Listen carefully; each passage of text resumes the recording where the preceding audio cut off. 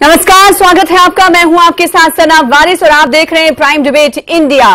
Prime debate India में आज बात खास मौजू की। खास मौजू क्या है वो हम आपको बताते हैं। प्राइम डिबेट इंडिया की शुरुआत करें। आपको बता दें कि आज का हमारा टॉपिक है 33 साल का सपना, फिर से कब होगा कश्मीर अपना। इस एक लाइन में बहुत कुछ समाहित है। दुख, दर्द, पीड़ा, उत्पीड़न और अत्याचार भले ही किसी के लिए पर्यायवाची शब्द हों, लेकिन कश्मीरी पंडितों के लिए ये अल्फाज उनकी बेबसी की दास्तां हैं। 1990 में अपने ऊपर हुए जुल्म और ज्यादती की दास्तां, पलायन और इंसाफ की मांग करते हुए कश्मीरी पंडित 19 जनवरी को हर साल घाटी वापसी की मांग दोहराते हैं। न्याय की आस फिर जगाते हैं, लेकिन इंतजार लंबा होता जा रहा है। वादे इरादे लेकर सरकारें आई और गईं, लेकिन 33 सालों बाद भी कश्मीरी पंडित घाटी वापसी के मुंतजिर हैं।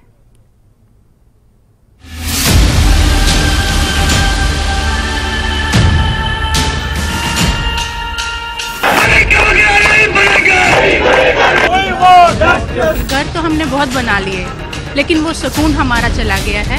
जो पहले भी था आज वापस दोहराया गया है और कुछ बदला नहीं है ग्राउंड पे।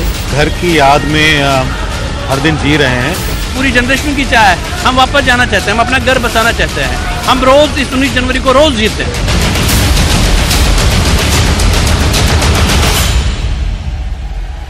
कुछ बदला नहीं, वापस जाना चाहते हैं, ये मांगे हैं उन कश्मीरी पंडितों की जिन्होंने अत्याचार सहे 1990 में।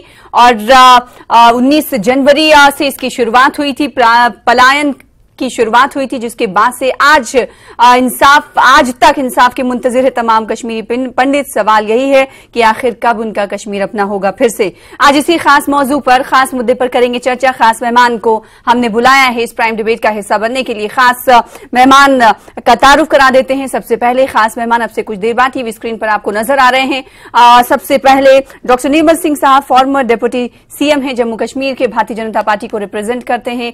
एक समय तक इनके हाथ में सत्ता रही, ये कहना गलत नहीं होगा। इसके अलावा आपका स्वागत करते हैं डॉक्टर निर्मल सिंह साहब। इसके अलावा जावेद बेग जी हमारे साथ जुड़े हुए हैं, पॉलिटिकल एनालिस्ट हैं। इनके चश्मे से हम जानने की कोशिश करेंगे कि किस तरीके से सरकारें आईं और गईं और किस तरह से कश्मीरी पंडितों से वादे किए गए, लेकिन वादे वफा नहीं हुए। जैसा कि अभी कुछ देर पहले आप सुन रहे थे, हमने आपको दिखाया कि क्या बदला और क्या नहीं बदला। और खास मेहमान के तौर पर हमारे बीच अमित रैना साहब मौजूद हैं, जो कि स्पोक्स पर्सन हैं रूट्स इन कश्मीर के। आपका भी स्वागत करते हैं। सलमान निजामी साहब एक और खास मेहमान जो टीवी स्क्रीन पर इस वक्त आपको दिखाई दे रहे हैं, स्पोक्स पर्सन हैं, प्रवक्ता हैं डीएपी के, डेमोक्रेटिक आजाद पार्टी के। आपका भी स्वागत करते हैं। सबसे पहले चर्चा की शुरुआत करें। मैं चाहूंगी कि अमित रैना साहब मैं आपके पास आऊं और इस सवाल का जवाब बहुत कम लफ्जों में तो शायद नहीं दिया जा सकता, लेकिन फिर भी आप कोशिश करिएगा। 33 साल हो चुके हैं, दुख, दर्द और बदला क्या?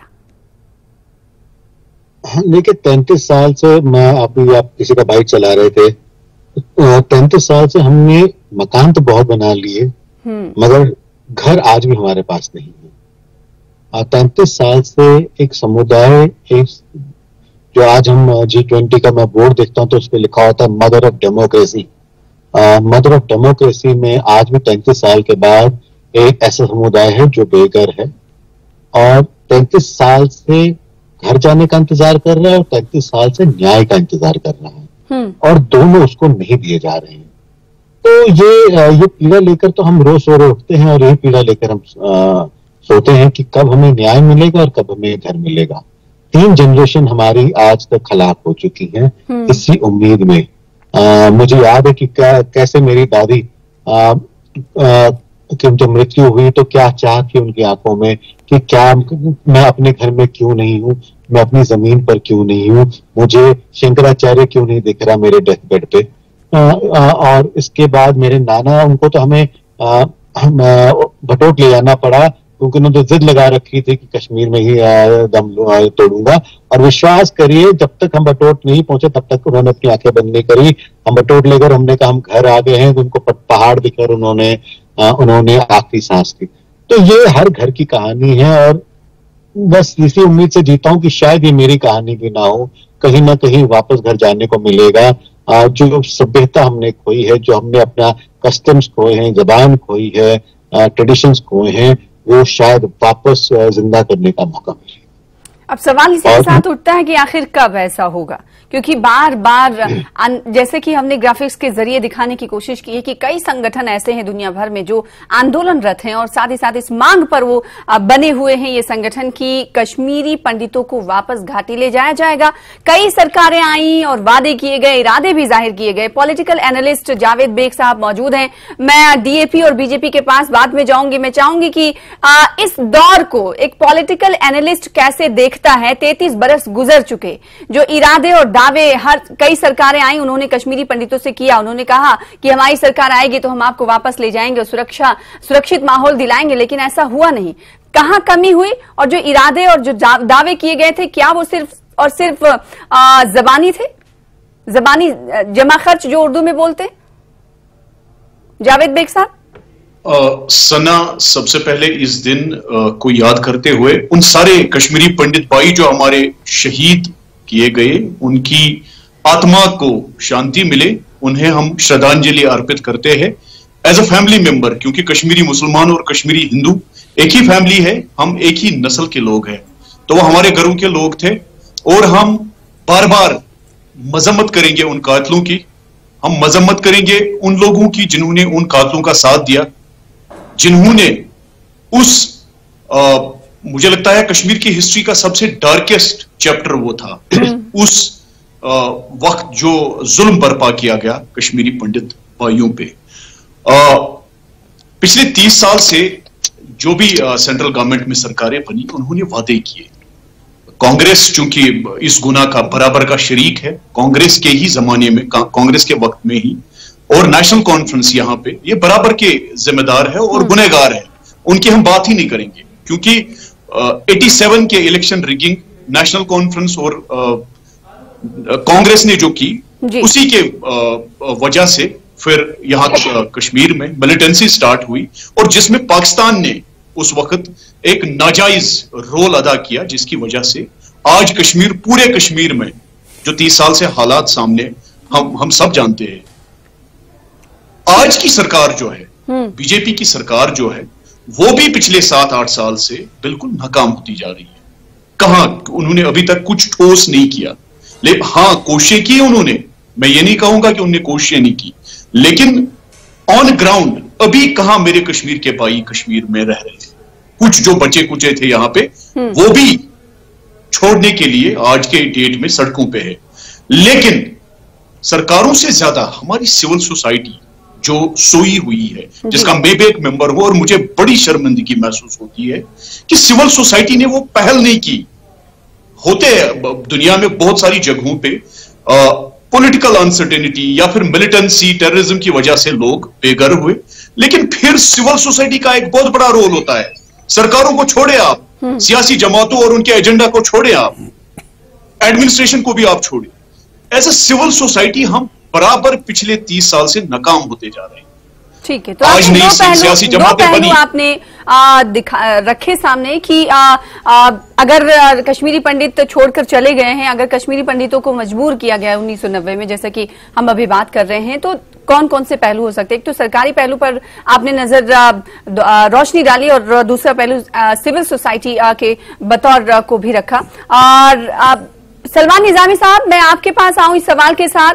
चूंकि कई सरकारें आई, आप पॉलिटिकल पार्टी से वाबस्ता हैं, कांग्रेस आई, नेशनल कॉन्फ्रेंस रही, पीडीपी रही, और मुख्यमंत्री के तौर पर कांग्रेस से डीएपी के प्रमुख भी रहे, गुलाम नबी आजाद साहब रहे, लेकिन आज तक कश्मीरी पंडितों की जो हालत है, उन्हें वापस जम्मू कश्मीर घाटी नहीं ले जाया गया।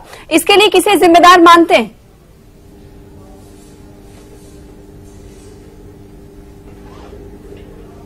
देखिए, कश्मीरी पंडित जो हमारे भाई बहन हैं, उनकी जब 1990 में जो है उनको बेघर किया गया, उनको वहां से कश्मीर वादी छोड़नी पड़ी, उस वक्त गुलाम नबी आजाद साहब जो हैं सामने आए और जम्मू में जो है माइग्रेंट कॉलोनीज बनी, नौकरियां देने का काम गुलाम नबी आजाद साहब ने उनको किया एज चीफ मिनिस्टर। उसके बाद जो है ना उनको नौकरी मिली, ना ही उनको कोई ऐसी गवर्नमेंट एकोमोडेशन मिली, क्वार्टर्स बने उनके लिए, ना ही जो कंपनसेशन हमने उस वक्त दिया था उसको बढ़ाया गया। और आज जो कश्मीरी पंडित भाई बहन जो हैं, हम ही मुझे लगता है जम्मू से वही पार्टी हैं जो उनके पास गए और उस प्रोटेस्ट में शामिल हुए जम्मू में, और उनको 6 महीने से सैलरी नहीं दी गई। और हमने आजाद साहब ने स्टेटमेंट भी दिया था कि अभी उनको फिलहाल जो है जम्मू शिफ्ट किया जाए, उनको जबरदस्ती कश्मीर ना भेजा जाए। जो एम्प्लॉइज हैं जो धरने पे हैं, जिनको थ्रेट्स भी हैं, और एक टीआरएफ जो एक आतंकवादी संगठन है उन्होंने थ्रेट भी दी थी उनको, तो उनको जो है हुकूमत ने जो है ये कहा कि अगर आप नौकरी या ज्वाइन नहीं करोगे, आपको जो है हम सैलरियां जो है बंद कर देंगे आपकी सैलरीज। तो हुकूमत का रवैया जो है बिल्कुल गलत साबित हुआ। और जिस तरीके से कश्मीरी पंडित्स का इस्तेमाल पूरे हिंदुस्तान में भाजपा ने किया, लेकिन ग्राउंड में कश्मीरी पंडित जो है आज भी लाठियां खा रहा है। जैसे आपने देखा जब बडगाम में उन्होंने प्रोटेस्ट किया तो उन्हें लाठियां उन पे बरसाई गई, तो हुकूमत ने उनको यूज किया है। यही बीजेपी की गवर्नमेंट जो है 1990 में थी और आज भी उनकी हुकूमत है। तो हमें मुझे लगता है सभी पार्टीज को इकट्ठा बैठने की जरूरत है और एक हल निकालने की जरूरत है कि कश्मीर में जब इनसिक्योरिटी है, सिलेक्टिव किलिंग्स हो रही हैं, तो वो कश्मीरी मुलाजमीन जो हैं जो जम्मू में हैं, तो वो कैसे वहां जा सकते हैं? कोई रोड मैप नहीं है, कोई पॉलिसी नहीं है, और उनके नाम पे जो है सियासत की जाती है। बाकी पार्टियों की रिहैबिलिटेट क्यों नहीं किया? जब गुलाम नबी मैंने आपके बीच में नहीं बोला, सेंटर में कांग्रेस बिल्कुल किया, क्यों नहीं किया? गुलाम नबी आजाद साहब चीफ मिनिस्टर थे, तो कॉलेज नहीं किया उन्होंने साहब। कॉलेज मुझे बताइए, जब गुलाम नबी आजाद साहब चीफ मिनिस्टर थे उस टाइम पे कोई कश्मीरी पंडित मरा क्या? आप अपने आज की बात करिए ना, आप क्या कर रहे हैं? 8 साल कोई कश्मीरी पंडित वापस नहीं आया है, बना रहे हैं, कश्मीरी पंडित का जो जला हुआ घर है वो फिर से हम कह रहे हैं होकर रिकंस्ट्रक्ट नहीं हुआ। सलमान साहब इस पे हम सियासत ना करें, ये हमारे वजूद का मामला है। देखिए सियासत तो एक छोटी सी इंस्टीट्यूशन है। मैं तो कह रहा हूं कि सियासत नहीं करनी। क्या आप गारंटी देंगे? मुझे बताइए सलमान साहब, आप और मैं, हम दोनों मुसलमान हैं, हमारे फिरके, हमारे तबके अलग हो सकते हैं, लेकिन हम मुसलमान हैं। जब गुलाम नबी आजाद दे सकते हैं कि कोई कश्मीर का लड़का, मुसलमान लड़का गन लेकर राहुल भट्ट भाई को नहीं मारने जाएगा? आप गारंटी दीजिए। देखिए वो माइंडसेट जो है वो ज्यादा नहीं बदला है 90 से लेकर अभी तक। नहीं देखिए उसमें आपका माइंडसेट गलत है। आप अपने आप को जो है ज्यादा हिंदुस्तानी साबित करने के लिए, मुझे पता है सबका बैकग्राउंड। सलमान साहब मुझे सुनिए, मैंने आपके मैं बीच में मैं ऐसे नहीं बैठता, आप मेरे बीच में नहीं बोल सकते। आपका टाइम आएगा, आप बोलिए, बदतमीजी मत करिए। नहीं, इमोशन मुझे पता है कितना इमोशनल होते हैं, मुझे पता है। जो दर्द है आप मुझे पता है, ड्रामा मत करिए मेरे सामने। ठीक है, एक सेकंड जावेद मुझे पता है। एक सेकंड मेरी बात, एक सेकंड। जिस तरह से अभी डीएपी से सवाल हो रहा है, इसी तरीके से दूसरी पार्टियों से भी होना चाहिए। मुझे पता है आपको। एक सेकंड, सबका रिमार्क आ चुका है।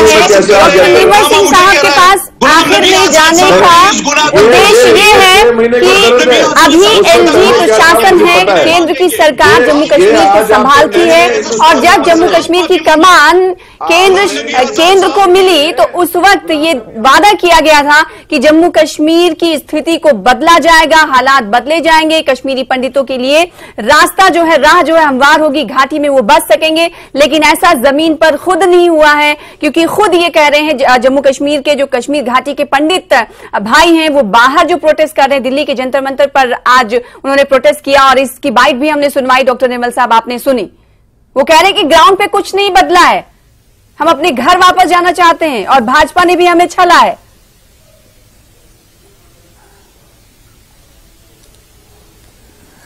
देखिए सना, सबसे पहले मैं सभी जो पैनलिस्ट हैं इनसे मैं निवेदन करूंगा कि ये इतना सेंसिटिव और इंसानियत का मसला है, इसको बड़ा संजीदगी से हमें चर्चा करना है। ये कोई भी सरकार वर्सेस कश्मीरी पंडित नहीं है, ये जो है सरकार की जिम्मेवारी है, सरकार के संकल्प की बात है। ऐसा नहीं है कि कोई मांग है जिसको सरकार पूरा नहीं कर रही। इस दायरे में हम देखेंगे तो मुझे लगता है कि कुछ नतीजे पर पहुंच जाएंगे, और चाहे वो सरकार है चाहे वो अपोजिशन पार्टीज हैं, उनका रोल जो है बन सकता है, क्योंकि ये इंसानियत का मसला है और इकट्ठे बैठ के ही जो है अगर हम कुछ करेंगे तो रास्ता निकल सकते हैं। मैंने अमित रैना साहब को सुना, बहुत बड़ा उनकी भावना जिस प्रकार से उन्होंने व्यक्त की अपने रिश्तेदारों, सचमुच यही सच्चाई है। चाहे आपकी बहुत बड़ा महल भी आप बनाएंगे, लेकिन घर घर होता है, चाहे वो झोंपड़ी क्यों ना हो। और ये लोग हैं जो सदियों से अपने घरों में हैं, उनको निकाला गया और उसके बाद जो है वो कौन सी मजबूरियां हैं। और हमें मालूम है कि पाकिस्तान और जो बाकी जो लोग थे टेररिस्ट, जो अलगाववाद जिसने टेररिज्म का नाम लिया और जिहाद के नाम पर टेररिज्म आया, उसके कारण जो है कश्मीरी पंडित घर से बाहर भी हुए और 42,000 लाशें किसी भी जम्मू कश्मीर के व्यक्ति की, जब फिर हमारी सेना, सुरक्षा बल, जम्मू कश्मीर पुलिस, सिविलियंस की, वो जम्मू कश्मीर की धरती पर गिरी हैं, उनका खून बहा है। ये भी सच्चाई है। जावेद बेग साहब ने जो बड़ी ही, मैं कहता हूं कि बैलेंस जो है, एक जो स्टेटमेंट जो दिया है, उन्होंने कहा सरकार की जिम्मेदारी है। अपनी बातें कही, लेकिन मैं चाहती हूँ कि भारतीय जनता पार्टी भी अपनी बातें कहे। जो वादे आपने किए थे और आज कश्मीरी पंडित ये कह रहे हैं कि भारतीय जनता पार्टी ने भी हमें छला है, उनसे जो उम्मीदें वाबस्ता थी उसे पूरा नहीं किया। इस सवाल का जवाब मैं चाहती हूँ। इस सवाल का जवाब छोटे से ब्रेक के बाद निर्मल सिंह साहब मैं आपसे लूंगी। छोटा सा ब्रेक, प्राइम डिबेट में छोटे से ब्रेक के लिए रुकेंगे, जल्द लौटेंगे।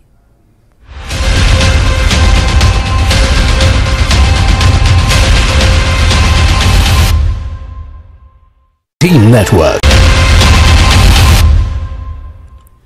ब्रेक के बाद एक बार फिर से आपका स्वागत करते हैं। आप देख रहे हैं prime debate India. Prime debate India में आज हम बात कर रहे हैं होलोकॉस्ट डे की। जी हां, 19 जनवरी 1990 में जो अत्याचार कश्मीरी पंडितों पर हुआ था, उसको आज याद किया जा रहा है। पूरे विश्व भर में आज कश्मीरी पंडित एकत्रित होकर, इकट्ठा होकर अपने दुख और दर्द को ना सिर्फ बयान कर रहे हैं, बल्कि इंसाफ की आस लगाए बैठे हैं कि कब उन्हें उनके वतन, उनके घर को वापस जाने दिया जाएगा और कोई ऐसी पॉलिसी बनाई जाएगी ताकि वो एक बार फिर से जन्नतनुमा कश्मीर घाटी में रह सके।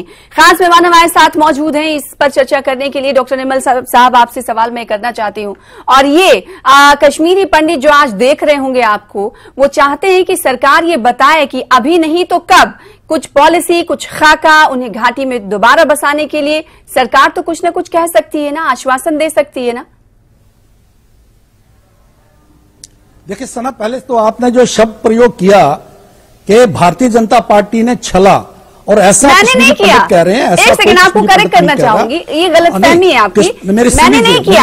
ये कश्मीरी पंडित कहते हैं, उनकी ज़बानी, मैंने आपको बताया कि वो ये कहते हैं कि भारतीय जनता पार्टी पर हमें भरोसा था और उस भरोसे को भारतीय जनता पार्टी ने तोड़ा और एक तरीके से उन्हें छला गया।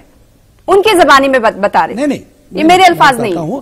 छलाव का मतलब है कि मान लो कि हम भी इस हॉलोकॉस्ट के लिए जिम्मेदार हैं, मतलब है ये बात। ऐसा कोई कश्मीरी पंडित या कोई भी नेशनलिस्ट नहीं कह सकता। भारतीय जनता पार्टी ने जो किया है वो किया है 5 अगस्त 2019 के बाद, जो रूट काज था इसका अलगाववाद का, उसको खत्म किया 317। उसके बाद आज वहां पत्थरबाजी नहीं है।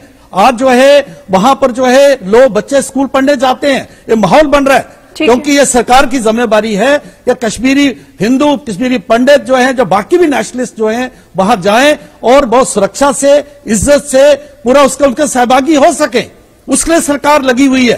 तो इसलिए ये जो है, और दूसरा ये बात है कि सरकार का सहयोग की जरूरत है।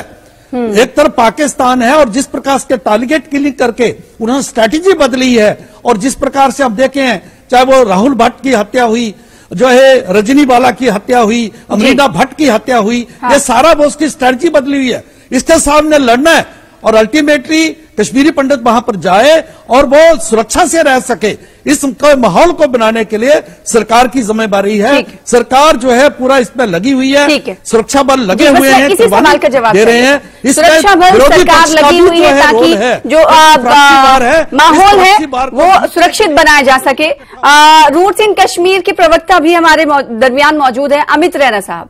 आपने सुना कि सरकार का पक्ष रखते हुए अभी निर्मल साहब ने ये कहा कि सरकार प्रयासरत है ताकि सुरक्षित माहौल फराहम किया जाए, दिया जाए कश्मीरी पंडितों को घाटी में वापसी के लिए। और ऐसा नहीं है कि जो कश्मीरी पंडित ये आरोप लगा रहे हैं कि भारतीय जनता पार्टी ने जो उनसे वादे किए थे वो वादे ना पूरे किए हैं और उन्हें छला गया है। मैंने कई दफा सुना है, आप कश्मीरी पंडितों के बीच रहते हैं, आप उनकी आवाज उठाते हैं, क्या लगता है क्या बदला? और जो बात अभी निर्मल साहब कह रहे थे उससे आप किस हद तक इत्तेफाक रखते हैं?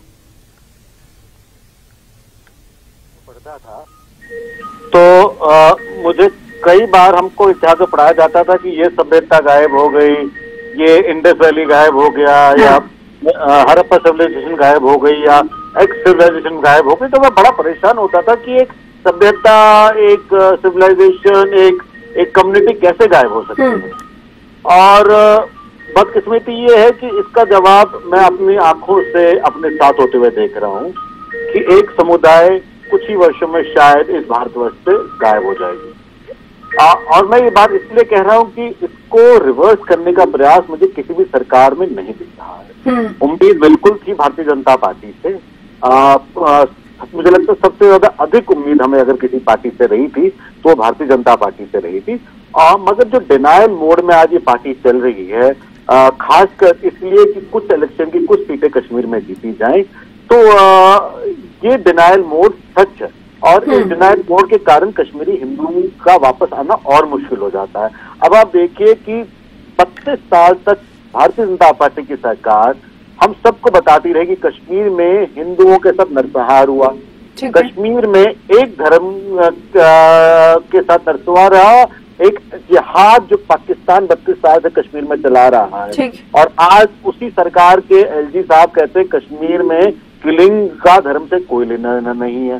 उसके 2 दिन बाद ही राजौरी में हिंदुओं के आधार कार्ड देखकर उन्हें मार दिया जाता है, मगर फिर भी वो कहते हैं। तो ये जो डिनाइल मोड है आपका, जिसमें आप रह रहे हैं, जैसे बेग साहब ने बिल्कुल सही कहा कि जो सिविल सोसाइटी है कश्मीर की, वो डिनाइल मोड में है, क्योंकि ये सच मानना पड़ेगा, चाहे इसमें ये बुरा लगता है, मगर सच ये है कि हिंदुओं के साथ इसलिए ये अत्याचार हुआ क्योंकि वो एक पर्टिकुलर धर्म को मानने वाले, और ये जब तक सरकार नहीं मानेगी तब तक ये निरंतर फेल होता रहेगा। दूसरी बात, सुप्रीम कोर्ट बहुत जल्दी अमित जी, हाँ, सुप्रीम कोर्ट ने अगर हमारी न्यायपालिका ने हमारी पिटीशन खारिज करी तो सरकार अपने आप एक एसआईटी गठन कर सकती थी और पता लगा। ठीक है, डिनायल मोड में सरकार है वो इसलिए क्योंकि कश्मीर में वो वोट चाहते हैं और सीट चाहते हैं, इसलिए वो इस हिंदुओं के लिए ज्यादा कुछ नहीं बोल पाते हैं। ये रूट्स इन कश्मीर के प्रवक्ता का कहना है। निर्मल जी।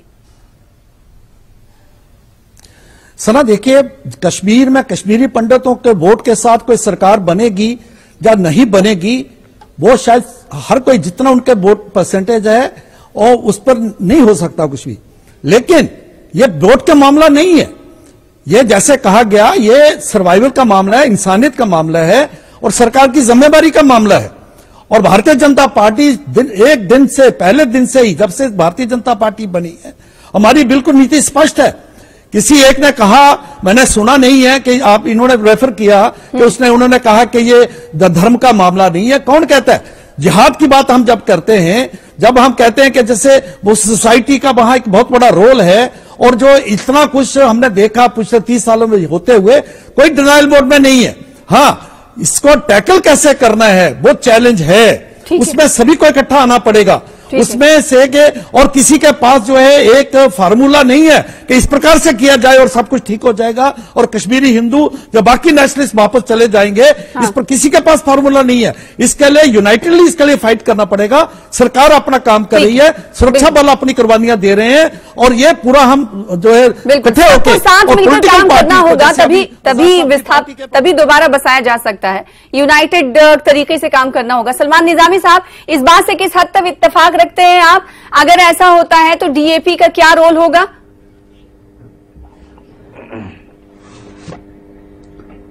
देखिए, बिल्कुल मैं इत्तेफाक रखता हूं इस बात से। मैंने पहले भी कहा कि सब पार्टियों को आपस में मिलके इस पे बात करनी होगी। झूठे आश्वासन नहीं देने चाहिए। जो झूठे वादे भाजपा हुकूमत ने किए वो बिल्कुल बेबुनियाद साबित हुए, जो वादे इन्होंने किए थे। और आज जो है इसमें सभी जो पार्टियां हैं मेन स्ट्रीम की, उनको बैठ के इस पर विचार करनी चाहिए, क्योंकि हम सब आतंकवाद का जो है मुकाबला पहले भी करते आ रहे हैं, आगे भी करेंगे। लेकिन जिस तरीके से सिलेक्टिव किलिंग कश्मीर में हो रही है उसमें न सिर्फ हिंदू कम्युनिटी के लोग टारगेट पे हैं, बल्कि आईजीपी कश्मीर ने हाल ही में स्टेटमेंट दिया, पिछले साल भी स्टेटमेंट दिया कि 70% उसमें कश्मीरी मुसलमान हैं जो बंदूक का निशान हुए, चाहे वो मेन स्ट्रीम पार्टीज के नेता हों, चाहे वो माइग्रेंट लेबरर्स हों, उसमें मुसलमान भी थे, उसमें हिंदू भी थे। एक सिख बहन प्रिंसिपल जो मारी गई वो सिख कम्युनिटी से थी। इसलिए आतंकवाद का कोई धर्म नहीं होता। सिलेक्टिव किलिंग्स हो रही हैं, लेकिन उसमें टारगेट जो है प्रो इंडियन लीडर्स को किया जा रहा है, और जो मंशा हमेशा आतंकवादियों की होती है किस तरीके से पीस को डिस्टर्ब किया जाए। निकल कर सामने ये आई कि सबको साथ मिलकर चलने की जरूरत है, लेकिन एक तरफ कश्मीरी पंडित जो है वो अपने आप को ठगा सा महसूस करते हैं कि कई सरकारें आई और गई, लेकिन उनके लिए जो कुछ करना चाहिए था वो नहीं किया गया, क्योंकि अभी भी वो अपने वतन से, अपने घर से, अपने गांव से, अपनी जमीन से, अपनी मिट्टी से दूर हैं। तो कब वो दिन आएगा कि वो अपने मिट्टी में, अपने वतन में, अपने जमीन पर वापस लौटेंगे, ये सवाल अभी भी बरकरार है। बहुत शुक्रिया आप तमाम का हमारे साथ जुड़ने के लिए, प्राइम डिबेट इंडिया में अपना स्टैंड रखने के लिए, प्रतिक्रिया देने के लिए। फिलहाल इसी के साथ प्राइम डिबेट इंडिया में आज के लिए बस इतना ही। कल फिर हाजिर होंगे बड़े मुद्दे के साथ। तब तक देखते रहिए न्यूज़ 18 JKLH। नमस्कार।